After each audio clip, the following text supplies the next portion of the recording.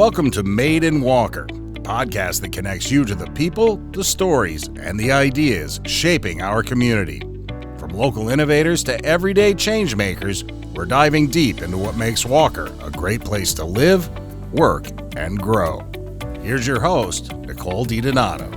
Well, every year, Mayor Gary Carey hosts a State of the City address. It's a way for him to update residents, businesses, and stakeholders about the health and progress of our city. From public safety to quality of life, let's dive into the State of the City 2025. Mayor Carey, thank you so much for being here. Really appreciate it. Thank you for having me back. Yes. Must not have did it too bad the last time. No, of course. You're a great guest. No, we appreciate it. So this year's theme is acceleration for the State of the City. Tell us why you chose that word, what it really means to you. We have had really over the give both the previous mayors that we're all very close. The momentum we've had as a city, that we've come out of the recession of 2008 and it just built over the years and now the decades, that the momentum we've had just seemed to accelerate this past year. The velocity of what we were working on has increased. And I was asking city staff, residents and business owners, before we put out the plans for the State of the City, I mean, if you could describe what's going on in Walker in one word, I kept hearing accelerate, multiple times. And I just believe that it's that velocity that has increased. And when you hear the feedback, they said, we've had a lot of good things going on for a while, but things have just seemed to accelerated lately. And so that we kind of centered on that word, for come next year, the city's going to be running fine, but you do have your majority of your elected body changing over next year. And there's a bit of a rush, too, to make sure the projects that we wanted to get done and off the ground, we're able to get those started. So it's not just the residents and businesses that are feeling, it's the elected officials, because there's this sense of urgency of making sure that we leave it better than what we started with. And that's really that ultimate measuring stick. Yeah, very appropriate. So one of the big things that you focus on, public safety, it's a top priority for our city and for you. What have you seen as far as progress-wise that just helps ensure the safety of our residents? When I think of something about Walker, you hear, my peers around the area and those that know our community well refer to it as just that nice place to be. And we kept hearing that word nice all the time. And one of the things I'm most proud of is the engagement that both police and fire have with our community.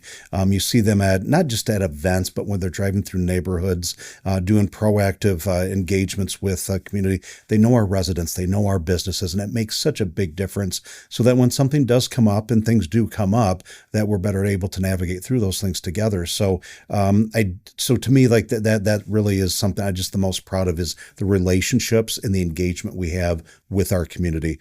Police and fire both do a phenomenal job with it, and really a benchmark. And you do see that in other communities.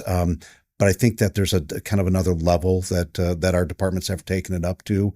I'm also proud of the fact that the last couple of years, when you look at our type 1 crimes, the burglaries, larceny, aggravated assaults, those are on the decrease. They've dropped like 22% over the last 2 years.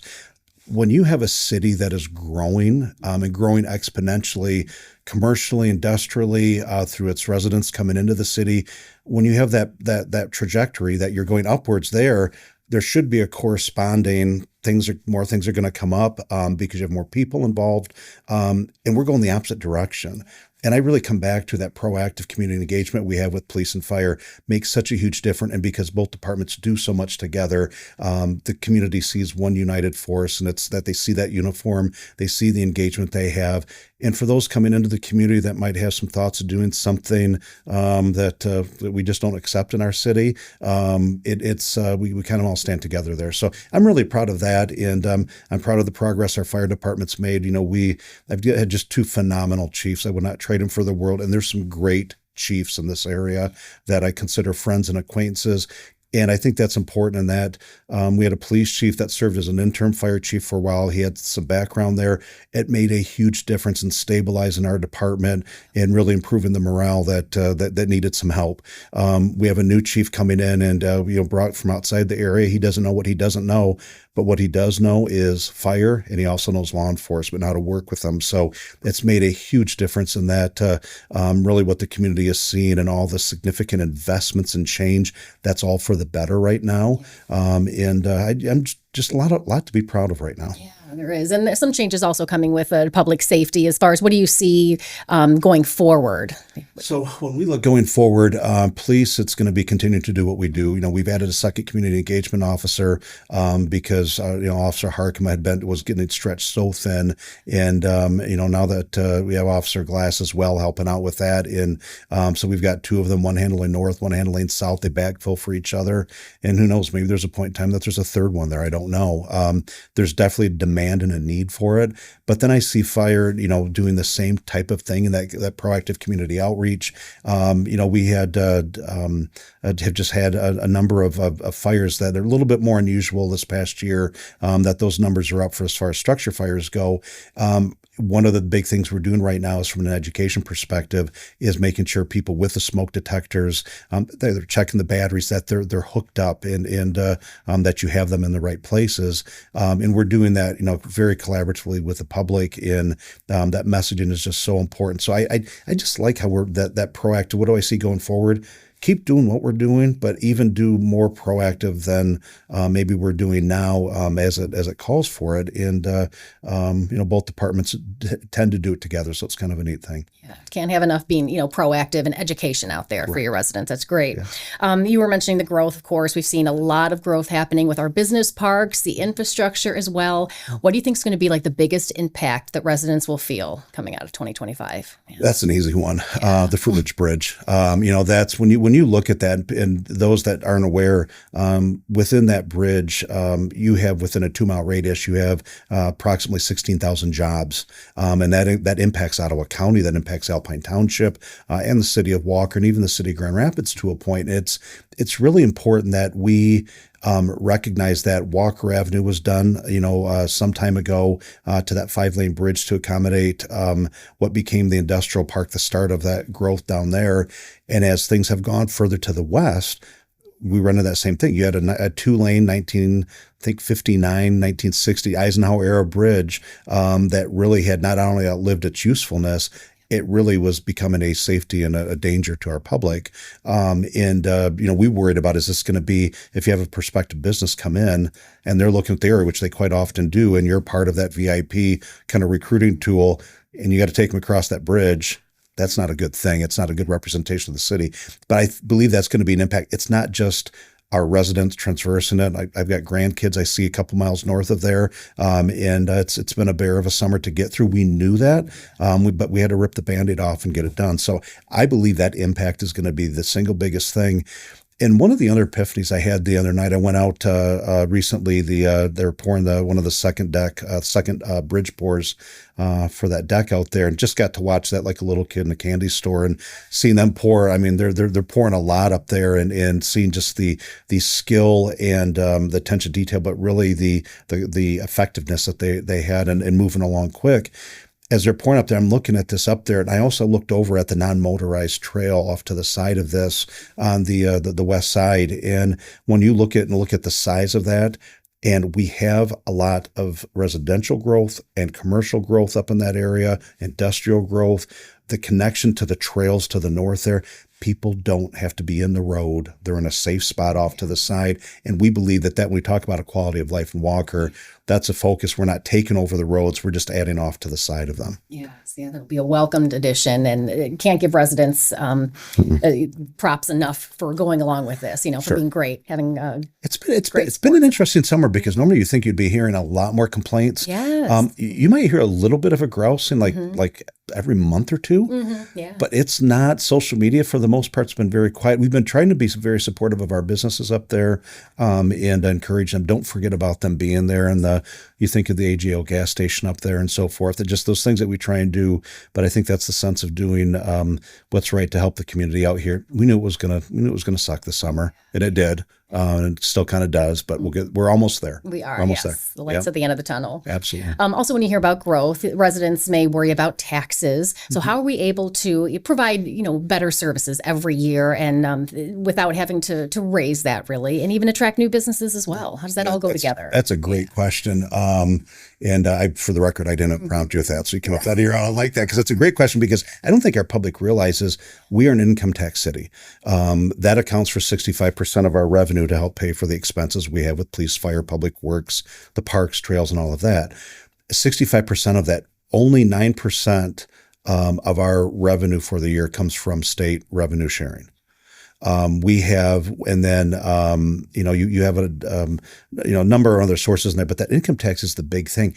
Our focus on bringing jobs into the city and that growth, this is where that strategy is paying off. And, it started again, previous mayors. I've just carried the torch from what they had already started. Mayor Verheulen, Mayor Huizenga really accelerated on his end as the economy really improved. And that recruiting those businesses to come in, that's why that bridge lake was so important. Those jobs coming in there help keep our property tax only accounts for 9% of our revenue. So I know that there's around the country right now and some of the surrounding states, and there's even some talk within Michigan about abolishing the property tax. I do believe on record, it's a bit of a misguided approach to understand the why behind it, but you have to pay for those services somehow. We're set up in a better spot to be not as exposed to any changes there because we're so reliant on that income tax. When the economy is good, and it has been, and when those jobs have been coming in, we've put ourselves in a good spot. So, when we look at things, we look at like with the library. That's one of those things that we looked at. Do we do a millage or do we bond for this? We had no bonds out at the time, and we had no long-term debt, which is unheard of in local government. So we elected to take that risk, and it's a very calculated risk that we elected to bond for the library.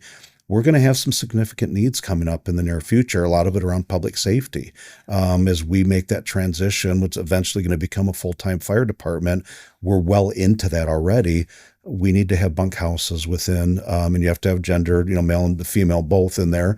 And we have to have appropriate living quarters. But it's not just putting a bunch of, cots in there and places to sleep. It has to be a place that you can recruit, because we're all competing for that same talent pool, which is shrinking. So we have to have those amenities that, hey, I could come spend a 24-hour shift here a few days a week.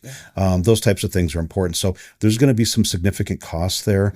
I believe we put ourselves in a good position because we're not incurring unnecessary debt, and we don't have that long term other than the library that we just started. Yes, and I think Mayor Huizenga has Senator Huizenga has mentioned this. You certainly have too. Is when you guys make decisions, you're not playing checkers here. You're playing chess. It's kind of for the long run. You've got to think years into the future. And why is that just so important to do that?